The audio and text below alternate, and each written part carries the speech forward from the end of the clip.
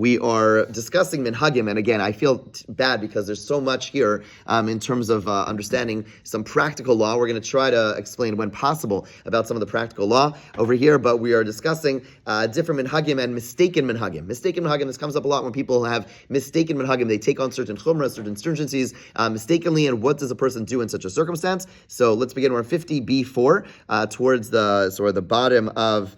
We're at the bottom of the Amud.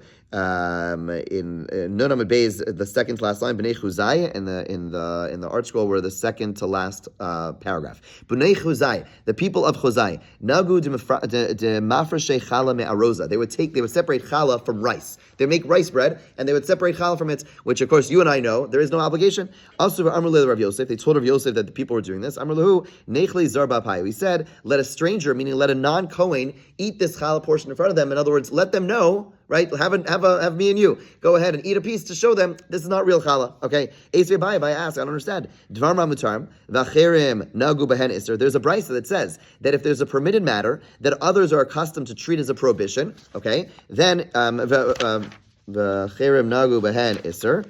Oh, let's get the page, okay? You're not allowed to rule in a permissive fashion in front of them. In other words, the Brisa says that if there are people who are acting stringently, we should not act in a permissive fashion in front of them. Allow them to continue doing the stringency. So he doesn't understand why he's suggesting, why Rav Yosef is saying, oh, go and show them that it's permitted. No, they're holding on to stringency.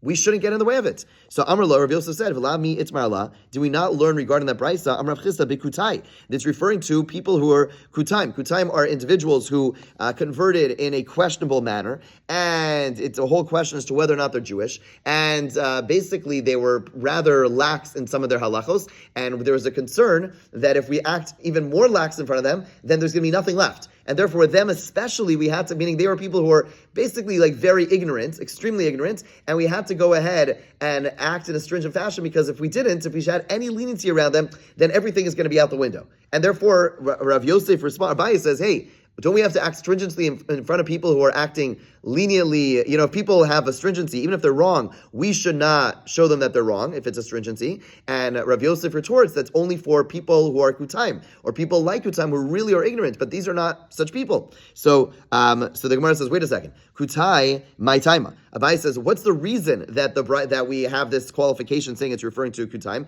Mishum de misarche milsa, because they're going to get confused. Hanach inishnami, the people of Chazai also are unlearned people, and therefore they're also going sarche milsa. They're also going to confuse matters. If they go ahead and we tell them you're allowed to not take challah from rice, then they're going to go ahead and not take challah from wheat. In other words, yes, we had a statement, we had a teaching saying that rice is referring to kutaim, but Abai points out that it shouldn't be limited to kutaim, to kusim, excuse me. Anyone who is like a kusi, anyone who's like that, who just simply is not so learned, we should be stringent around them because we're afraid that they're going to make mistakes. Rashi says, Chazinan. Rashi says, let's do like this. We should see. Ruban orez achli. If most of them eat rice bread, lo nechli zar b'payu, then a non-Kohen should not eat a challah portion in front of them. In other words, if most of them eat rice bread, leave things the way they are. Dilma mishtach chaltoras challah minayu. Because if most of them are eating rice bread and they're not so knowledgeable, then go ahead, don't tell them they're wrong, because if you do, they may completely forget about the halachos of taking challah. V'ruban daganachli, but if the majority of them eat bread from grain, then nechli zar b'payu. Then you should eat challah in front of them. Why? Dilma asila frushim min achiv l'abtur min abtur l'chiv. Because there's actually a problem. This stringency, sometimes you have a stringency which actually leads to a leniency. Because let's say you go like this. Let's say you have a case where they make rice bread and they make wheat bread, and then let's say a scenario where they forgot to take challah. Let's say, okay. So what do? Well, we spoke about this the other day. You put them in a basket and then you take a piece. But let's say one of them was a rice bread, one of them was a wheat bread. So you say, I'm going to take the rice bread as challah for the wheat bread. You did nothing.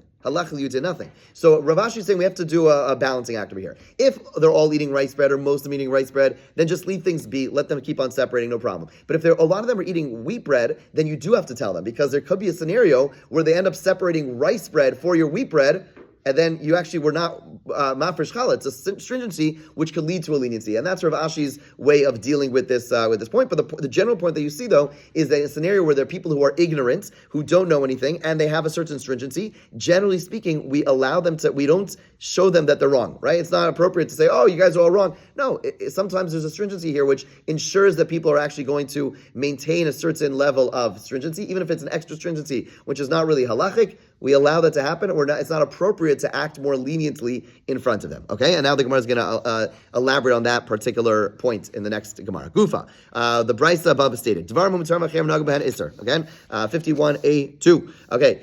That if it's a permitted matter, that others are accustomed to treat as a prohibition. Do not act leniently in front of such people. And Rav Chisda says we're dealing with kutaim. Okay, ask the Gemara, V'kuli alma lo. So is this so? Let's say you're in a learned community. Are you then allowed to act in lenient fashion? They're going to bring a couple of examples where the assumption is that we are dealing with a learned community, and we see people maintaining a stringency, even though presumably the community is learned. Okay, let's see. We're going to have three cases. Vatanya. It was taught another brisa. Rochitzin shnei achim ke'echad. Two brothers are allowed to bathe together. Vein rochitzin shnei achim beKabul. But in Kabul, and the custom is that two brothers do not bathe together. Okay, why don't they bathe together? The Meiri says the reason is it's a matter of reverence for one another. You're supposed to have reverence. Rashi explains that it could lead to a person having impure thoughts. Okay, one way or another, the custom was that brothers do not bathe together. Mais Yehuda v'Hillel banav Shlomo Gamliel, and Gamliel had two sons, Hillel and Yehuda, who were visiting Kabul. They were visiting, and they were bathing together. Vilaza leim kol Medina, and the entire city, right? Keep in mind, public bathhouses. Everyone's like, "What are you guys doing? Are you guys crazy?" Everyone's laughing at them. Amrum b'yameinu le'inu kach. They said, in all our days, we never saw two brothers bathing together. V'nishmat Hillel v'yatzel v'esachitzon. So Hillel, instead of correcting them and saying it's permitted, he's like, "Oh, okay, fine," and he walked into the other room, so it's not to bathe with his brother. Okay, and he did not wish to tell them that it's permitted. Okay, so you see that even when it's presumably this community was a learned community, and yet he didn't clarify to them and say it's permitted. Instead, he adopted the minhag of the place. He didn't want to act leniently in front of the place. That's story number one. Story number two: Yotzim b'kord kison b'Shabbos. You're allowed to wear loose-fitting shoes on Shabbos. In other words, a place without an Erev, let's say like Crocs or whatever, like shoes that are not tight, you're allowed to wear them when you walk around. That's halacha. Then yotzim b'kord kison b'Shabbos b'Biri. But in a place called Biri or Beiri, you're not allowed to do so. Mais Yehuda v'Hillel banav Shalom Gamliel, and Hillel and Yehuda, the sons of Gamliel, once walking. Shiatz b'kord kison b'Shabbos Biri, and they were wearing these loose-fitting shoes on Shabbos in Beiri. V'laza leim haMedina, and the people criticized them. V'amru miyameinu l'reinu kach. We never saw such a thing. Ushmatum v'nastum lavdeim, and they both slipped off their shoes and they gave it to their servants. In other words, to do like the custom of the place. They didn't want to tell them that actually the halacha is it's permitted. Again, presumably there's a learned city, and yet they're maintaining the stringency and not telling them. So again, the Brisa said only in an unlearned city do you have to adopt the custom, and yet these are stories we're assuming Kabul, Beiri are learned cities, and we see that the children of Gamliel are adopting the stringencies of the community and not explaining to them that it's permitted. Third example of Yoshvin al Safsale Nachram Shabbos. The halacha is you're allowed to sit on a non-Jew's stool on Shabbos. What there's a reference to is a merchant's stool. In other words, they would sell things outside, and they had places where they sat to sell things. You're allowed to sit on that seat. You know what a similar example I always think of, like if you're walking on the street, or you're allowed to sit on a bus stop, right? You're walking and you're tired, you're allowed to sit on a bus stop. Is there concern that people think, oh, you're actually waiting for a bus on Shabbos? Or do we say, no, the bottom line is people recognize you're just resting, right? So similar case, you're allowed to sit on such a thing. However, in Akko, you're not allowed to do so because it wasn't done there. Gamliel was once in Akko, and he sat down on one of these seats. And everyone started criticizing him. We never saw such a thing. We don't do such a thing. So he slipped off and he sat on the floor. He didn't want to teach them that it's permitted. So the Gemara says, B'nai Medina Sayam Nami. The Gemara answers that yes, all these cases you might consider them to be somewhat learned, but since they're away, they're living abroad.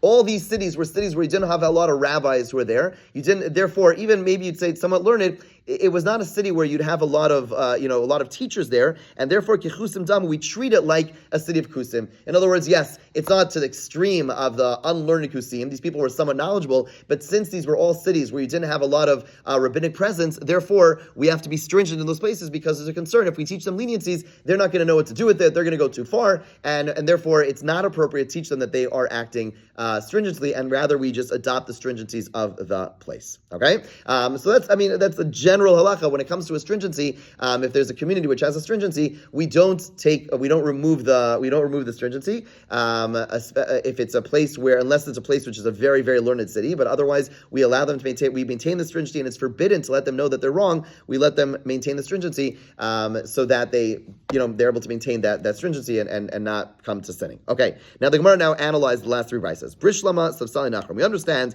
why you shouldn't sit on the non-Jew stools on Shabbos. It looks like you're involved in commerce because those people sat on those seats in order to do business. Kison Nami. We understand why it's forbidden to wear loose-fitting shoes on Shabbos. Dilma Mishtalfin, because they could accidentally slip off. And V'aslai to Yinu. Arba Amos B'Shusar. You may come to carry 4 amos in the public domain. El Rok to my time alone. What's the reason you're not allowed to bathe together? 51a3. Kedatanya, son of a Bryce. The Gemara answers, Im HaKol Adam Roche. It's a person allowed to bathe. Keep in mind, back in the day, they bathed unclothed, right? Back in the day, they didn't wear like a bathing suit in a public bathhouse. They would just, everyone bathe unclothed.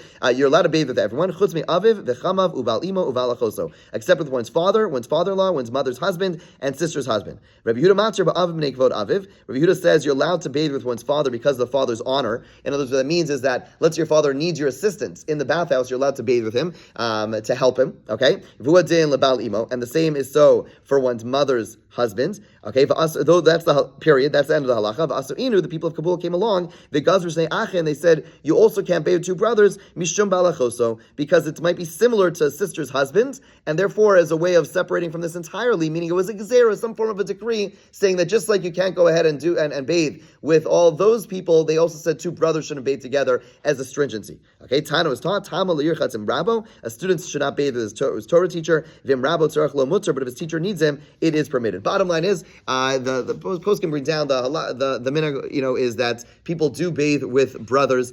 With a parent, a person should not bathe unless the parent needs them. There's a big discussion. So you have an elderly parent, the parent needs them to bathe them, to help them, then the halacha is it could be permitted. You should try to find someone else to help if there's someone else who could do so, because there is a certain disrespect in doing so, a certain lack of reverence in doing so. But of course, if there is no one else, then you're allowed to do so. And same thing with the teacher. A person should try to avoid bathing with a teacher. Where this comes up is really with a mikvah. People typically, people will not go together. A father and son will not go together. Son will wait for their father. Similarly, if there's a teacher, they'll wait for the teacher to go to the mikvah and not go together. The students will not go together with their rebbe. Okay. Ki asa Rabba bar Chana. Achal de Ayisra. Okay, so when Rabbi Barchana came from Eretz Yisrael to Bavel, Rabbi Barchana was a sage in Eretz Yisrael. He moved to Bavel, and he would eat the fat covering the straight part of the animal's stomach. Animal stomach has a curved part and a straight part. The curved part, halachically, everyone agrees is asur. The straight part is technically mutter, technically allowed, but people as a stringency don't eat that part. He would, but again, it's 100% allowed. He would, and his custom in Bavel, in Eretz Yisrael, was to eat the part on the straight part of the stomach because it was mutter, and so he would go ahead and eat it. So he would eat, even while he traveled to Bavel, he would eat the fat covering the straight part of the animal's stomach. Ola Gabai Ravira, Sav of Rabba Reiz Rav Huna, and Ravira, the elder, and Rabba, the son of Rav Huna, visited him once. Came into Chazinu, Kasi Minayu. He saw them coming, and he was eating the fat on the straight part of the stomach, and he saw them coming. He quickly threw it under the table. Right? Problem was they caught him. Okay, they saw that he did this. They came back and reported to Abaya what they saw. He said, yeah, you know why he did that? Because he treated you guys like Kusaim. In other words, you guys are simply ignorant compared to him. He's this big scholar. He saw you coming, and he thought okay, you're basically ignorant, and therefore you don't want to do something which would be confused to you because you in Bavel go ahead and don't eat from this thing, and therefore he didn't treat you as scholars. He thought you were not too ignorant, and that's why he covered it up. He didn't want you to see him do this thing. Ask the Gemara of Rabba Barchana Leisla Hadatzan. Does he not have what is taught in the Mishnah? Nosan lav chumrei hamakam. Now we bring it back to our Mishnah. Nosan lav chumrei hamakam shiatz misham v'chumrei hamakam shalach l'sham. Didn't we read in our Mishnah that you hold on to the stringencies of where you came, both the stringencies of where you came from and the stringencies of this place? So if you travel to a place and in that place they have a certain stringency, you should adopt those stringencies. That's what we saw in our Mishnah regarding the halachos of not working working on Erev Pesach. So if everyone in Bavel does not eat the fat that's attached to the stomach, then you also shouldn't be eating the fat. So Amar Abaye qualifies that. He says, Hanimili Bavel Bavel. The Mishnah is talking about someone who travels from one place in Bavel to another place in Bavel. Eretz Yisrael, or from Eretz Yisrael to Eretz Yisrael. Inam Bavel Eretz Yisrael, or from Bavel to Eretz Yisrael. Aval Eretz Yisrael Bavel lo. But if a person's coming from Eretz Yisrael and they're going to Bavel, they do not have to hold on to the stringencies of the place they're going to. Why? Kevan Zanan Kaifinalahu. Since the Babylonian sages are subordinate to the sages of Eretz Yisrael, Avdinu Kavasayu, we allow them to maintain their minhagim and we allow them to do their thing. In other words, the way Tosfos explains is that everyone understood that the people in Eretz Yisrael, certainly at that time, were greater. As Tosfos says, because Avir Eretz Yisrael Machkim, the Gemara tells us elsewhere that the air space of Israel makes a person smarter. Okay, there's actually halachos that pertain to this, that if a person travels, whatever, there's certain halachos that we assume that the land of Eretz Yisrael just breeds a certain greatness, certain brightness, and therefore, it's true. If you go from Baltimore to New York, all these different places, then you have to adopt the stringencies of the place that you're going to. However, if it's a sage from Eretz Yisrael, since everyone recognizes they're greater, there isn't this sense of you should adopt the minhag makom. It's understood that you are exceptional. It's understood you're exceptional, and therefore you don't have to do so. Rav Ashi says a different answer. Rav Ashi Amar, Afilu Tem Eretz Yisrael Bavel, even when traveling from Eretz Yisrael to Bavel, should go with the local custom. Hanimili Heicha De'in Daitu Lachzer. But that's only, meaning when the Mishnah say they have to adopt the customs, that's only when you have no intention of returning. But if in a case where a person has intention of returning, when you have the intention of returning, then you don't have to adopt the minhag of the place that you're going to. You're able to do your own thing. Fine. Again, so all these things have massive ramifications. Yeah, go ahead. I guess I'm just confused because some of them are stringencies that they did, but then some of them seem like they're just ignorant stringencies. Like what? Like that stomach one in Bavel. So it's not ignorant, it's that the two are close to one another. If I say, oh, you could eat up to here, that's not ignorant. That's basically saying, we are afraid if you go ahead and eat this fat, you're going to eat the fat over here. So that's basically a way of, it's a safeguarding. So why did he move when he was eating it? Because he said he treated them like they were... He treated them kusam. He was basically saying, listen, you guys are not smart enough to distinguish. And basically said, I'm going to just be strict in front of you. I'm just going to throw it away because I'm going to hide it. Because they're not going to realize how to make that distinction. But the bottom line, it wasn't done for a foolish reason. It was done as a matter of a safeguard. Okay. A lot more to say about this, but we'll have to stop over here. Okay, have a great day.